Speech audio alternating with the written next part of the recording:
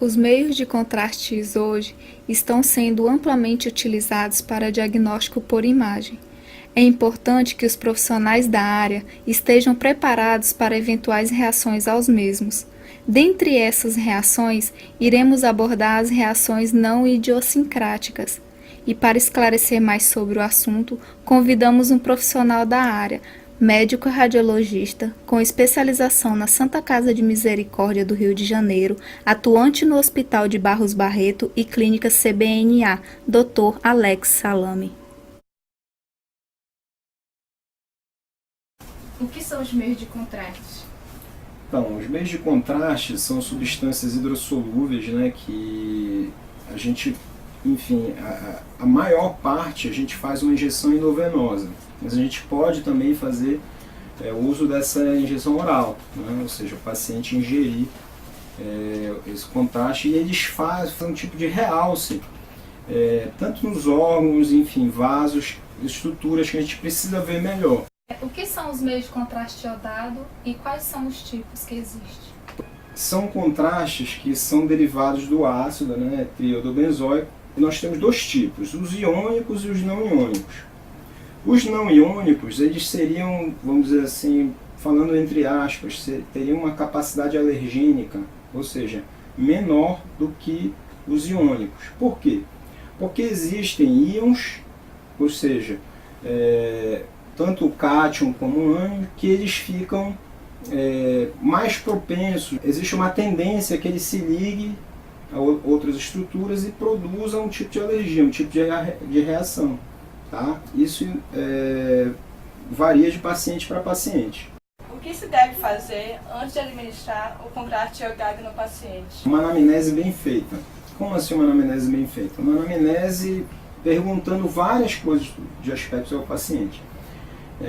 Eu digo sempre que existem as três condições que a gente não deve injetar contraste. Uma, se o paciente se recusar, olha, eu não quero fazer uso de contraste, você não pode ir contra a vontade do teu paciente. Tá? A outra seria se ele disser, olha, eu sou alérgico a iodo. A gente precisa barrar esse tipo de paciente que, por exemplo, ele pode vir a ter uma reação grave. Né? Então, paciente com insuficiência renal, paciente que tenha uma condição alérgica, paciente que não querem fazer o exame, eles estão com medo. Existem pacientes que têm medo, olha, doutor, eu tenho medo, eu não quero fazer esse exame, tá? Com contraste, tá? Então você recua. Por quê? A maior vontade é a vontade do paciente. Qual a importância da anamnese antes da realização do exame? O que é importante é você ter aquela anamnese inicial, né, ou durante o exame, olha, conversar com o teu paciente e dizer, olha, você pode sentir algumas coisas, né, ou seja, gosto metálico na boca, náuseas, você pode vir a ter vômito, são reações brandas, né, são reações que a gente espera que aconteça, né, calor pelo corpo, tá? Esse tipo de coisa. Uma reação, por exemplo, que seria uma reação idiosincrática, que seria, por exemplo, o paciente, aquele paciente que fica ansioso, né? Aquele paciente que fica... ele teme pelo exame, realmente. Ele tem um pouco de medo, aquilo tal, então ele começa a fazer um pouco de bradicardia. Então esse é um paciente também, você tem que conversar com ele. Olha, você já fez esse exame antes? Olha, já, passei um pouco mal, fiquei com uma frequência cardíaca meio baixa. Então isso você tem que barrar, tá? Ou seja, você tem que conversar com ele, tentar dar segurança para ele ali. Contraste, se alguém me perguntar, é seguro? É bem seguro, tá? Mas obviamente você tem que observar e ter certos cuidados. Por que as reações não idiosincráticas são ditas como dose dependentes na administração de meio de contraste? As não idiosincráticas seria o quê? Seria um vômito, né? Seria uma náusea e tal. E elas são classificadas como, né, dose dependente. O que acontece? Se você injetar uma pequena dose de contraste, e pequena mesmo, eu digo 10 ml, 20 ml e tal, teu paciente ele pode não ter, e pode não sentir todos os efeitos, né, de que uma dose, por exemplo, de 50, 60, 70, até 100 ml, dependendo do peso do teu paciente, Lembra que a gente precisa fazer o contraste de acordo com o peso do teu paciente, para ele ser reabsorvido, não é isso? Lembra que se ele é uma substância hidrossolúvel, quando você faz a injeção de contraste, você espera que ele saia onde? No sistema geniturinário. O paciente vai, alguma hora, né, urinar esse contraste aí. E isso a gente espera que aconteça. Tá? A gente até recomenda, por exemplo, depois que seja feito um exame, olha, toma bastante água, bebe pelo menos 2, 3 litros hoje de água, tá? Ou até mais, 4 litros, que é para esse contraste, né, ser excretado do teu organismo. Quais são as principais reações a se manifestar o uso do contraste iodado? Existem o que a gente chama de reações brandas, leves, né? As reações moderadas e as reações graves, né? Reações brandas, leves, seriam essas que a gente até falou agora há pouco, né? Urticária, ou seja, algumas pápulas, né? Máculas pela própria pele, reações cutâneas, reações do trato gastrointestinal, náuseas, vômitos, reações brandas, reações leves que a gente às vezes até fala isso para o paciente antes do exame. Uma reação moderada seria, por exemplo, uma tosse um pouquinho mais forte, um pouco de dispneia leve, tá? Seria uma reação moderada. E a reação grave, essa seria assim, né? Edema de glote, tá?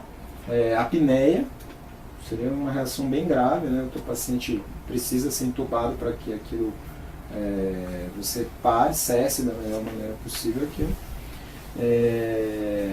Mas, como eu falei antes, isso é muito raro, tá? Isso é raríssimo, tá? Bem raro mesmo. Se você tomar todos os cuidados, fazer uma boa anamnese, enfim, esse teu paciente no máximo pode ter uma reação leve. Em que momento o paciente sente a reação de gosto metálico na boca e sensação de calor? E por que isso acontece? Isso acontece logo que a gente injeta o contraste, ele entra em contato com a corrente sanguínea, tá? Então, e isso acontece justamente pelas propriedades do próprio contraste, né? Metal pesado, iodo, né? Vai se ligar à corrente sanguínea, tem osmolaridade, viscosidade, e isso acontece, esse gosto metálico, esse calor pelo corpo, né? Lembra que o contraste é uma substância exógena, ele é uma substância estranha do teu corpo. Então, isso, né, principalmente iodo, metal pesado, pode acontecer. Quais os fatores de risco que predispõem à nefrotoxicidade? Essa é uma boa pergunta. Principalmente pacientes que têm tendência a ter, por exemplo, ureia e creatinina alta, tá? Isso aí a gente pode incluir, além desses pacientes que têm uma insuficiência renal já declarada, ele te diz, olha, eu tenho uma insuficiência renal, faço diálise, às vezes uma diálise inicial, 3 vezes na semana, ou alguns pacientes diabéticos que estão em investigação para isso, justamente. Doutor, eu sou diabético e estou investigando, essa parte aí de insuficiência renal. Então não seria adequado a gente fazer uso do contraste. Em caso do paciente ter insuficiência renal crônica, que faz hemodiálise, que ele tem que fazer o exame com meio de contraste iodado, o que a gente deve proceder? Esse é uma boa pergunta. A gente precisa fazer o seguinte, a gente precisa fazer o exame no mesmo dia que ele vai realizar a hemodiálise. Ou seja, fez o exame, em seguida vai fazer a hemodiálise, ou enfim, fez o exame de manhã, à tarde vai fazer a hemodiálise. Nunca postergar muito isso, porque o perigo de você aumentar a escória, ou seja, aumentar a ureia, aumentar a creatinina, isso daí é muito grande, tá? Ou seja, se ele já tem uma lesão, né, se ele já tem uma nefropatia, né, já tem uma lesão glomerular, que seja, você vai aumentar essa lesão dele aí. Aí não é isso que a gente quer para o paciente. Que tipo de contraste iodado os pacientes com disfunção renal devem tomar e por que dessa escolha? O melhor contraste iodado, né, o melhor contraste iodado seria o contraste iodado não iônico, tá? A escolha se dá principalmente pela capacidade alergênica que ele tem, que é menor, tá? Ou seja, ele é mais sensível à água, ele tem o que a gente chama de hidrofilidade, ele é mais solúvel em água e ele não tem íons soltos, ou seja, ele não tem um cátion, um ânion que torna ele mais fácil de ser ligado a uma molécula, tá? Ou seja, outro ânion, outro cátion, tal, passível dele fazer uma reação alérgica, tá? Então é melhor você usar o não iônico do que o iônico. Por que pacientes diabéticos que utilizam a metformina são considerados grupos especiais? Nesse caso, o que deve ser feito com o paciente? Assim, a metformina é uma droga que atua na filtração glomerular. Para você não, como o contraste é nefrotóxico, para você não, vamos dizer assim, potencializar esse efeito, tá? Você deve parar, há uma recomendação que se diz nos livros, você deve parar a metformina 48 horas antes e só depois de fazer o exame voltar com ela, o paciente a tomar ela 48 horas depois. Em alguns congressos mais atuais, alguns trabalhos mais atuais, eles estão colocando até que você pode parar até no dia e depois você voltar com ele 48 horas depois. Tá? Essa é a recomendação, principalmente por causa da filtração glomerular. O que acarreta reações vasovagais? As reações vasovagais são aquelas reações que o paciente, principalmente, ele está muito ansioso, né, para fazer o exame, ele está, vamos dizer assim, temerário do exame, né, ele tem um certo temor para fazer aquele exame, o temor do desconhecido, aquele medo, né, e ele começa a fazer, por exemplo, uma bradicardia. Quais são as principais manifestações clínicas em caso de reações vasovagais? Principalmente a bradicardia, né? A tontura, né? É aquele paciente que pode até ter uma síncope, ou seja, um desmaio, tá? Visão turva, isso pode acontecer, né? São coisas que a gente descreve, tá tudo rodando, olha, eu não estou conseguindo enxergar direito, estou com a visão dupla, estou enxergando dois, tal.